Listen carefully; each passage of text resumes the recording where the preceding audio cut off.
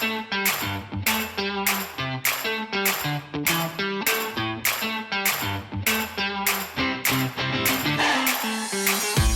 and welcome to another bite-sized episode of the Sportsgrad podcast, proudly supported by Deakin University.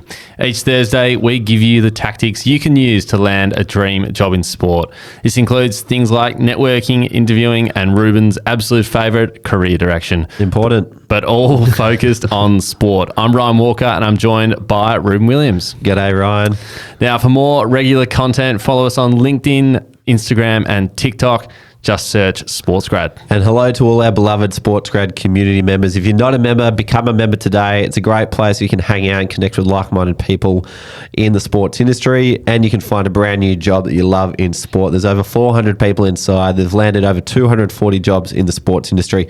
To join, just head to www.sportsgrad.com.au/community and join today. Amazing. Now, Ryan, today we're talking all about jobs in customer support, e.g. you're working with a national sporting body or an elite team to help provide support to the customers. And to help us, we've called on our good friend Ethan Wren, who does this job at Cricket Australia as a customer support coordinator. So we're going to dive straight into it. We're going to give you the full rundown on what's involved and how to get it. So Ryan, to kick us off, why is this job important? Yeah, it's a super important role because it connects an NSO or an organisation to the people on the ground. It's volunteers, it's club administrators, things like that. So this role basically provides digital support for those people, club administrators, league organisers, to basically ensure that their experience is a really good one and that their experience created for the participants is a good one as well. Lovely. Now, when you're in this job, what sort of stuff are you doing day to day? Yeah, each day can be very, very different. You don't know entirely what you're going to come up with, but in general terms, the main things you'll be doing is resolving sort of online tickets that come through. So tickets is just another word for emails that come through. You're providing customers with advice via the phone or email, or assistance with systems and processes that allow clubs and leagues to run efficiently and easily. Beautiful. Now, who do you work with in this role, Ryan? You work a lot with volunteers. A lot of work with club administrators, league organisers, players, coaches, those type of groups. This is very community focused, this role. So with that being said, you're not going to be speaking to every department in the organisation. Your focus is purely sort of outward and inward, and what's coming into your space and what problems people are having. So that, I guess, just means you're going to have to get used to talking to people who, probably aren't doing this for a living. They're on the ground, they're putting these competitions on, they're volunteers, they're just trying to get it right for everybody and create a good experience. So a mix of people, but I'd say predominantly those volunteers on the ground. Nice. You would have been pretty close to the customer support team when you were in the club and competitions role at Cricket Australia, I'm sure. Absolutely, very close. We'd work super, super close with the customer support team, because anything that we implement, it's obviously going to have a ripple effect down to the club. So they're getting questions that are coming through to their emails and phone calls, and they need to be told about what's happening. Mm-hmm. So we'd work with them super closely to basically just keep them up to date with what is happening.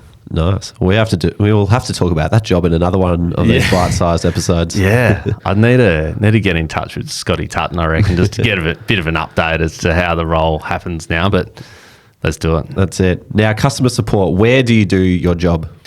Yeah, look, this role is, I'm not going to sugarcoat it. You're going to be behind a desk all the time. But that being said, I think now, yes, you're behind a desk, but you can take calls on foot. You can do all those kind of things, but you are kind of behind the desk, on the emails, on the phone, which is, you can obviously do that from home as well. So bit of office, bit of from home.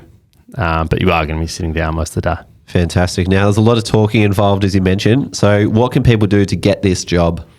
Yeah, I think three main skills. So one is effective communication, just being able to communicate details to customers to resolve those inquiries is pretty key.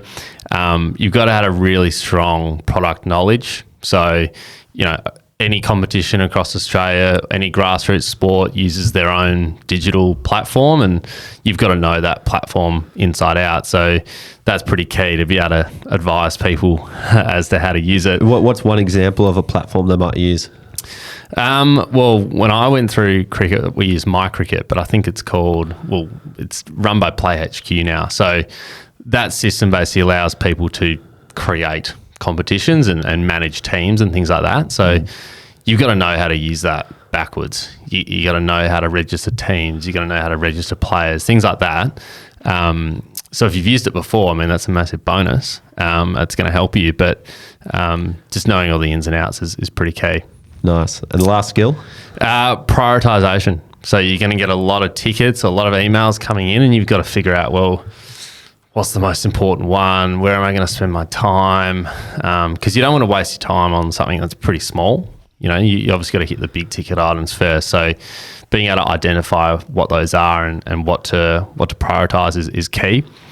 And then from a degree point of view, look, you probably don't need a specific degree for this. I mean, if you want to work in sport, obviously, you know, something sport related is great. But I think if you've done any sort of degree, that you're going to have the skills required to run with this job. So don't stress too much if you haven't done something sport specific. It can be anything really, just so you've got that background knowledge.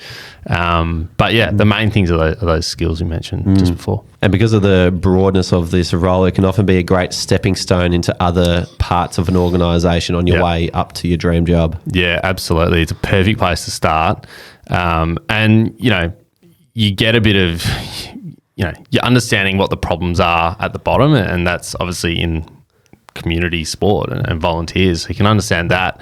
You're obviously going to liaise with people throughout the organisation, but understanding those key roles is pretty good place to start, I think. Absolutely. Well, thank you for that. You're well placed to be able to deliver that. And Ethan, thank you for feeding into that as well. If you want to connect with Ethan, jump into the SportsGrad community. You can hang out with him inside there. Otherwise, connect with us on LinkedIn. Plus, be sure to jump into the SportsGrad community where you can find all of us and a whole lot of jobs, a whole lot of resources inside there.